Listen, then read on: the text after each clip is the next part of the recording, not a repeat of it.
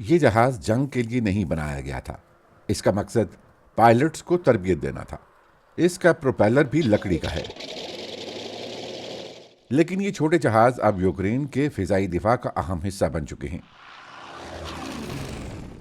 یہ روس کے جاسوس اور حملہ آور ڈرونز کا تعاقب کر کے انہیں تباہ کرتے ہیں. یہ منظر جتنا خطرناک لگتا ہے اصل میں اس سے کہیں زیادہ خطرناک ہے. گنر کو بلندی پر کاکپٹ کھول کر صرف چند سو میٹر دور روسی ڈرونز پر رائفل سے فائر کرنا پڑتا ہے.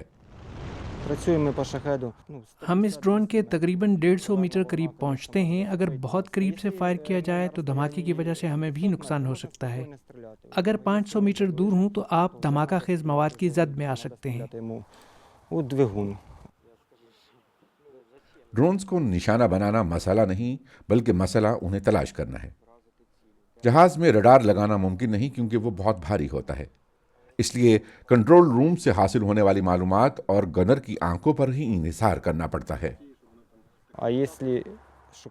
عام طور پر اگر ہم ڈرون سے اوپر اڑ رہے ہوں تو انہیں تلاش کرنا آسان ہوتا ہے. جب انہیں مارنا ہو تو ہم نیچے آ کر فائر کرتے ہیں. یہ جہاز صرف صبح سے شام تک کام کرتے ہیں اور شدید بارش بھی مسئلہ بن سکتی ہے لیکن سردی نہیں. میں نے سردیوں میں یہ جہاز اڑایا ہے. اس وقت جب زمین پر درجہ حرارت -24 ڈگری سینٹی گریڈ تھا اور اوپر تو اس سے بھی زیادہ ٹھنڈ تھی.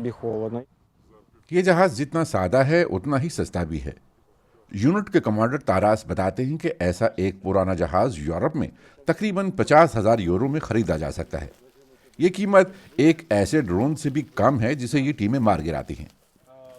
یہ قیمت اس وقت اور بھی حیران کن حد تک کم محسوس ہوتی ہے جب اس کا موازنہ نیٹو فورسز کی طرف سے پولینڈ میں انہی ڈرونز کو مارنے کے لیے خرچ کیے جانے والے لاکھوں یورو سے کیا جائے. اگر میں شیخی بگاڑنا چاہوں تو کہہ سکتا ہوں کہ ہماری ایک ٹیم نے حال ہی میں صرف 5 گولیوں سے ایک شاہد ڈرون مار گرایا. یہ کفایت شعاری مجبوری سے پیدا ہوئی ہے. روس اب روزانہ 500 سے زائد شاہد ڈرونز لانچ کرتا ہے. اس کے علاوہ وہ جاسوس ڈرونز الگ ہیں جو میزائل حملے کرتے ہیں.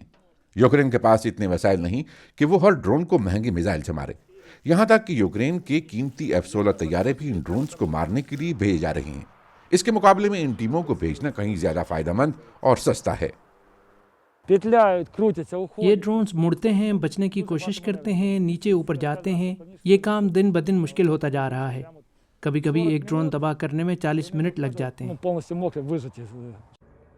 لیکن اس جنگ میں اکثر ایسا ہوتا دیکھا گیا ہے کہ ایک فریق نئی ٹیکنالوجی کا حل نکالتا ہے تو دوسرا فریق اس کا توڑ نکال لیتا ہے. یہ تصاویر ایک روسی ڈرون نے لی ہیں جسے یوکرینی جہاز نے نشانہ بنایا. نئے روسی ڈرونز اب صرف نیچے ہدف تلاش کرنے کے لیے نہیں بلکہ اوپر سے آنے والے جہازوں یا ڈرونز کو بھی دیکھنے کے لیے کیمروں سے لیس ہوتے ہیں. پھر مصنوعی ذہانت یا ڈرون آپریٹر فیصلہ کرتا ہے کہ تعاقب کرنے والے سے کیسے بچا جائے. آپ بس جہاز میں بیٹھے ہوتے ہیں، اسے کنٹرولرز اڑا رہے ہوتے ہیں. صحیح فیصلہ کرنے کی ذمہ داری بہت بھاری ہوتی ہے. اگر آپ غلطی کریں تو وہ ڈرون کسی کو مار سکتا ہے یا کسی پر میزائل گرا سکتا ہے. اگرچہ روس کی ہٹ لسٹ میں یوکرین کو مغربی ممالک سے دیے گئے F-16 طیارے سر فہرست ہیں لیکن یہ چھوٹے جہاز اور ان کے پائلٹس بھی بار بار روسی میزائلوں کی زد میں آتے رہتے ہیں.